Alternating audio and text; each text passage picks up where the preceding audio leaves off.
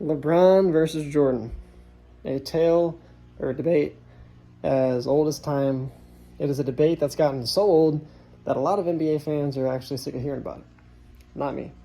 I love the debate. I love debates because it sparks intrigue and it sparks opinions, and you can cordially debate somebody and talk about a certain subject or people and be respectful and want to acknowledge other person's opinions while also having your own opinion. Everyone has a bias, right?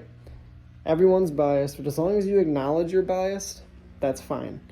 I have a bias. Between LeBron and Jordan on an all-time scale, as close as those two are, 1A and 1B in my opinion, I'm taking LeBron. That's my opinion. I was fortunate enough to watch LeBron's prime.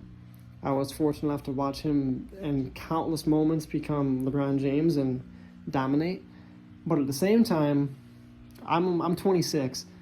When Jordan was doing his thing, I wasn't even alive yet.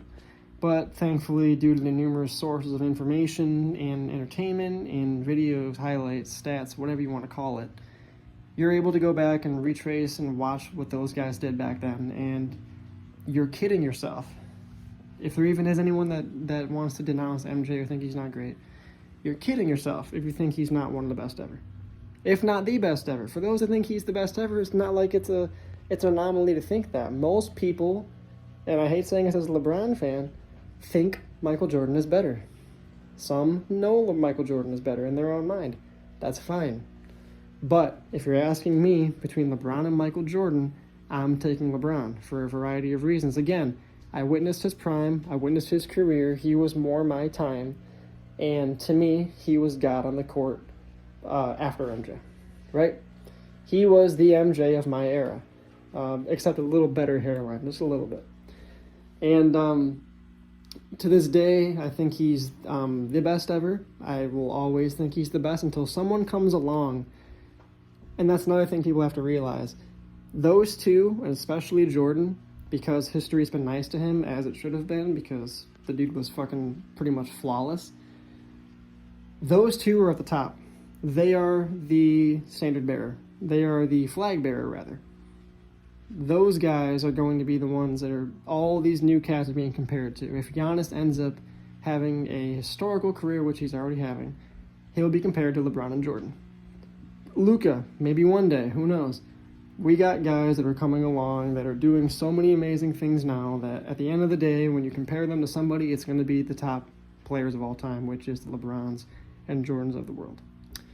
Personally, I'm taking LeBron. I'm acknowledging my bias. I think he's the better player. I think he's the more complete player, and I think that he was more consistent than Michael Jordan. But if you take Michael Jordan, you can say he was better when it mattered. He was the more complete player. He was more consistent. Whatever the case is, those two are the top two of all time. Ever. Like, I don't think anyone is in their stratosphere in terms of how good they were in their prime or as a career. I think MJ and LeBron belong in their own tier, and then after that, notches down is the rest. I think those two are the top of the top, and I'll feel that way until someone comes along and proves me wrong. So that's how I feel about it. MJ and LeBron will always be an enticing debate, and it'll always have a bunch of biases and a lot of people having their own opinions. But to me, I will always take LeBron over MJ.